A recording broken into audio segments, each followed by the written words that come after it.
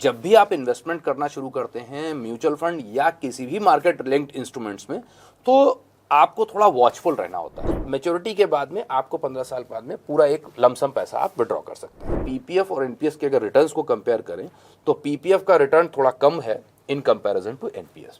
NPS में जो tax benefit मिलता है वो पीपीएफ के कंपैरिजन में थोड़ा बेहतर होता है। हाय, नमस्कार and welcome to yet another episode of mister FAQ.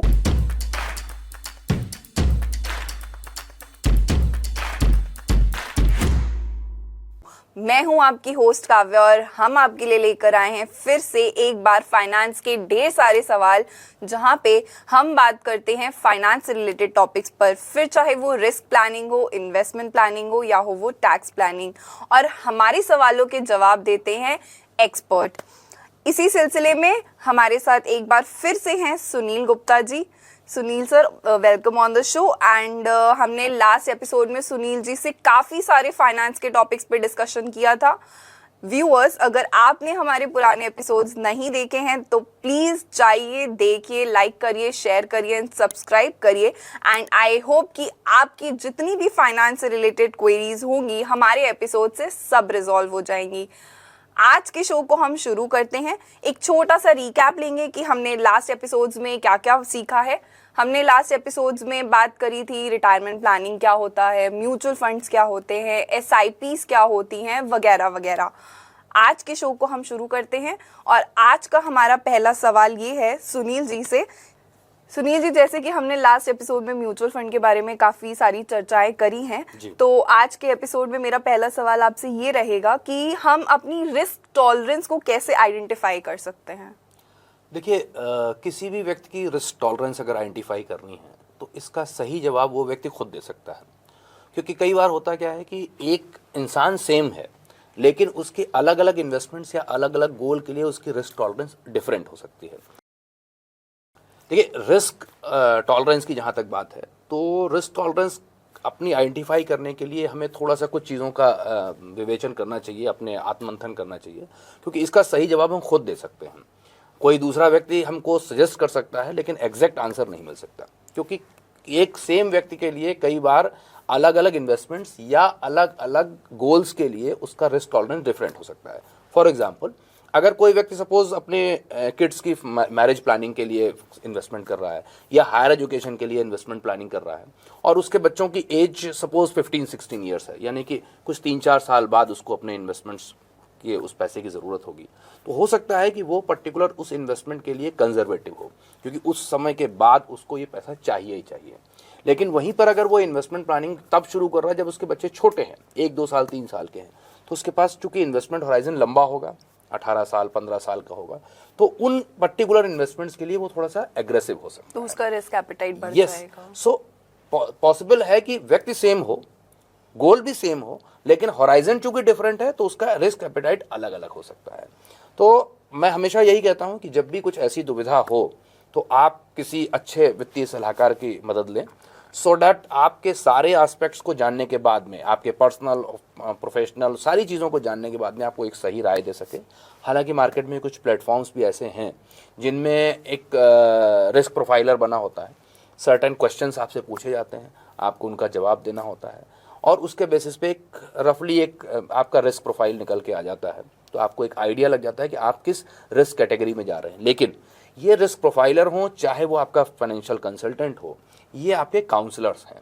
आपसे जो ये सवाल करते हैं, जितने ऑनेस्ट आप आंसर देंगे, वो आपका जो रिस्क प्रोफाइल वो बना के देंगे वो उतना ही रियलिस्टिक होगा।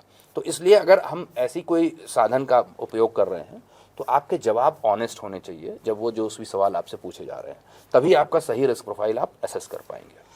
धन्यवाद सुनील जी। यहाँ पे एक छोटा सा सवाल और ये निकल के आता है कि इतनी सारी स्कीम्स मार्केट में आज के टाइम पे फ्लोट कर रही हैं, तो अपने इन्वेस्टमेंट होराइजन और अपने रिस्क एपेटाइट के अकॉर्डिंग एक इंडिविजुअल जिसको फाइनेंस की ज़्यादा नॉलेज नहीं है वो कैसे अपनी स्कीम चूज करेगा? देखिए, आप जब आपको एक पता लग जाता है कि आपका इन्वेस्टमेंट होराइजन क्या है और आपका रिस्क प्रोफाइल क्या है, तो इसके बेसिस पे आप ये जान जाते हैं कि किस कैटेगरी की स्कीम आपके लिए सूटेबल होगी, आपके लिए कौन सा एसेट क्लास सूटेबल होगा उस एसेट क्लास में किस कैटेगरी की स्कीम सूटेबल होगी। लेकिन हर कैटेगरी में, हर एसेट क्लास में बहुत से वेरिएंट हैं। जैसे कि म्यूचुअल फंड में हमने चर्चा की कि एक पर्टिकुलर एसेट क्लास में बहुत सारे हैं, एक पर्टिकुलर कैटेगरी में बहुत सारी स्कीम्स हैं। तो सही चुनाव करने के लिए काफ़ी कुछ रिसर्च और एक्सपर्टाइज की ज़रूरत होती है। तो अगर आपके पास उस लेवल की एक्सपर्टाइज, उतनी रिसर्च है, तो आप उस पर्टिकुलर कैटेगरी में, जो कैटेगरी आपके लिए सूटेबल निकल के आई है, उसमें आप सेलेक्ट कर सकते हैं स्कीम।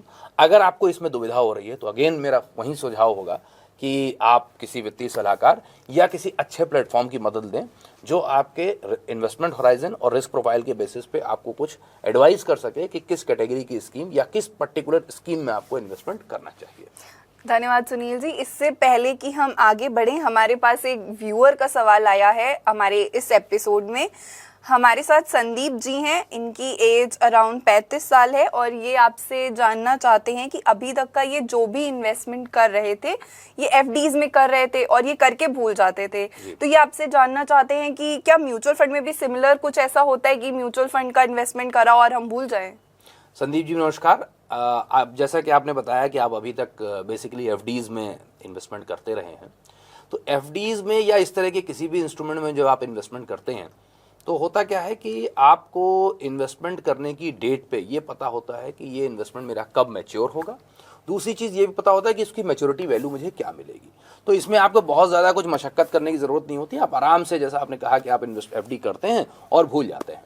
लेकिन जब भी आप इन्वेस्टमेंट करना शुरू करते हैं म्यूचुअल फंड या किसी भी मार्केट लिंक्ड इंस्ट्रूमेंट्स में, तो आपको थोड़ा वॉचफुल रहना होता है, क्योंकि मार्केट लिंक्ड इन्वेस्टमेंट का मतलब ही ये है कि मार्केट के डायनामिक्स के हिसाब से उस इन्वेस्टमेंट की परफॉर्मेंस भी वेरी करेगी। तो अगर आप उसको भूल जाएंगे तो हो सकता है कोई ऐसा इवेंट आए जब आपको अपने उस इन्वेस्टमेंट डिसीजन को रिव्यू करना हो और आप उस मौके को चूक जाएं। तो मेरा सुझाव यही रहेगा कि जब आप म्यूचुअल फंड या ऐसे किसी भी इंस्ट्रूमेंट में इन्वेस्टमेंट शुरू करें तो वॉचफुल रहें और टाइम टू टाइम अपने इन्वेस्टमेंट डिसीजन को रिव्यू करते रहें। और इस प्रोसेस को हम अपनी भाषा में पोर्टफोलियो रिव्यू कहते हैं। तो ये ज़रूरी होगा आपके लिए। We hope that Sandeep ji आपको आपका आंसर मिल गया होगा। बट यहाँ पे मेरा सवाल एक छोटा सा जाग गया है कि सर, आपने पोर्टफोलियो रिव्यू की बात करी है यहाँ पे कि हमें अपनी स्कीम्स को टाइम टू टाइम रिव्यू करते रहना चाहिए। तो क्या पोर्टफोलियो रिव्यू ऐसी चीज़ है जो हम खुद से कर सकते हैं या हमें ज़रूरी है कि हम किसी की हेल्प लें? देखिए, जितना टेक्निकल है सही स्कीम का चुनाव करना, उससे ज़्यादा कहीं टेक्निकल है आपको अपने इन्वेस्टमेंट डिसीजन को रिव्यू करना। तो portfolio review is not like कि आप कोई भी बैठ करके कर सकता है। बिकॉज अगर आप खुद करेंगे और आपके पास उस लेवल की एक्सपर्टाइज, उस लेवल की नॉलेज नहीं है, तो हो सकता है आप कुछ गलतियां कर बैठें। फॉर एग्जांपल, जो एक कॉमन गलती है वो बताता हूँ। लोग अक्सर देखते हैं कि पास परफॉर्मेंस क्या रही है, क्योंकि आपको वही दिखता है। तो अगर आपको लगा कि अरे अरे इसमें तो रिटर्न कम आ रहे हैं और इसको हटा देते हैं, लेकिन आप यानी बाकी एस्पेक्ट्स उसके स्टडी नहीं कर पाएंगे, तो बेहतर होगा पोर्टफोलियो रिव्यू आप खुद करने की गलती ना करें। हाँ, अगर आप पुराने इन्वेस्टर हैं, सीजन्ड इन्वेस्टर हैं, आपको इतनी नो हाउ है, तो डेफिनेटली आप कर सकते हैं। अदरवाइज किसी अच्छे प्लेटफॉर्म की, जिसमें, क्योंकि वहाँ पे भी यही होता है कि आपके इन्वेस्टमेंट्स को एक्सपर्ट रिव्यू करते हैं, या आप व्यक्तिगत रूप से अगर किसी फाइनेंशियल एडवाइजर को, किसी कंसल्टेंट को जानते हैं, तो उसके साथ बैठें और अपने पोर्टफोलियो डिटेल्स उसके साथ शेयर करें, जिससे कि वो आपको सही राय दे सके कि किस स्कीम को हमें बने रहना चाहिए, किस स्कीम में, या कोई चेंजेस रिक्वायर्ड है।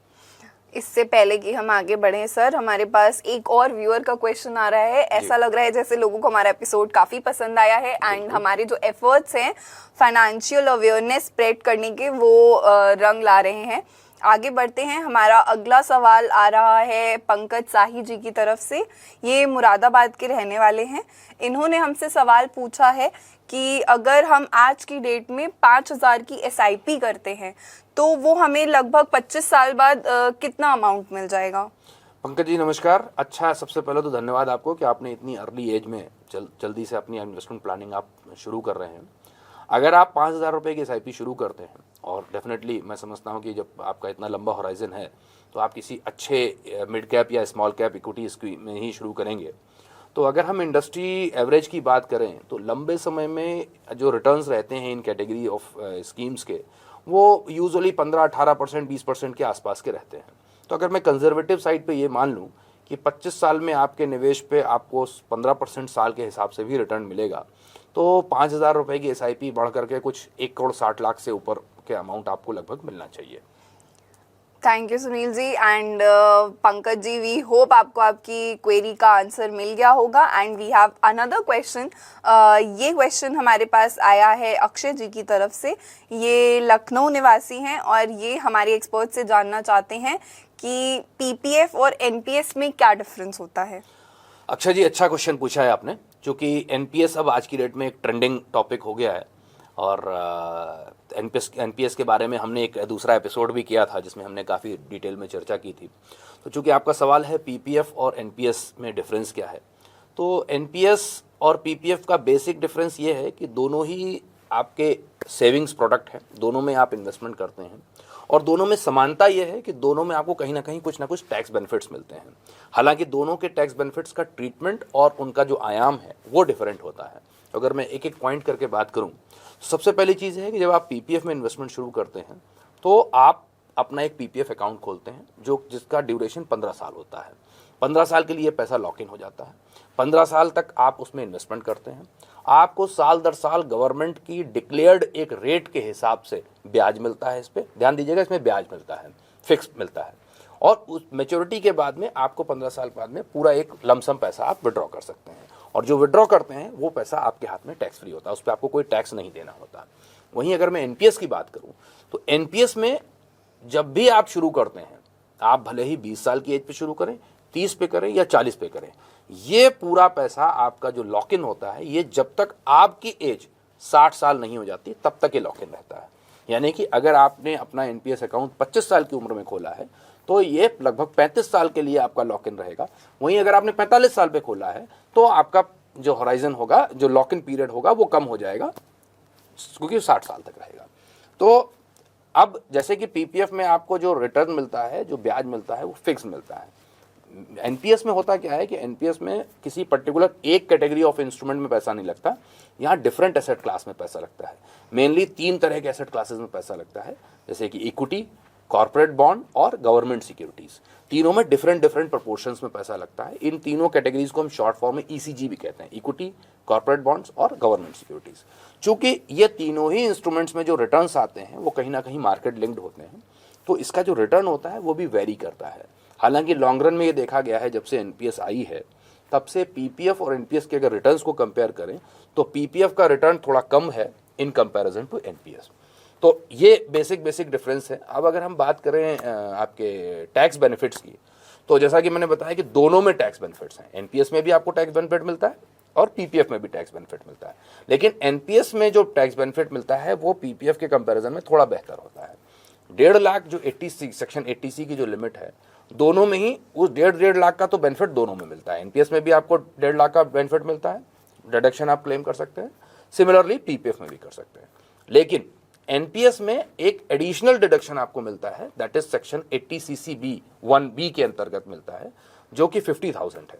यानी कि अगर कंपेयर करें हम टैक्स बेनिफिट के पॉइंट ऑफ व्यू से, तो एनपीएस में आपका साल का 2 लाख तक के इन्वेस्टमेंट पे आप डिडक्शन क्लेम कर सकते हैं, वहीं पीपीएफ में सिर्फ 1.5 लाख का डिडक्शन मिलता है। These are few major differences between NPS and PPF.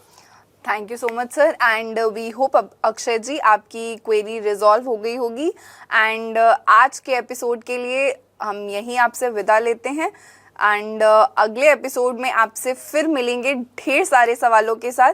तब तक के लिए हमारे साथ बने रहिए and Sunil ji once again thank you so much हमारे इस एपिसोड पे बने रहने के लिए एंड हमारे व्यूअर्स के क्वेश्चंस को रिजॉल्व करने के लिए। And viewers, you also do not forget to like, share and subscribe our channel basic फंडे क्लियर, ताकि आपके भी बेसिक फंडे क्लियर होते रहें। हम मिलते हैं आपसे अगले एपिसोड में, तब तक के लिए नमस्कार।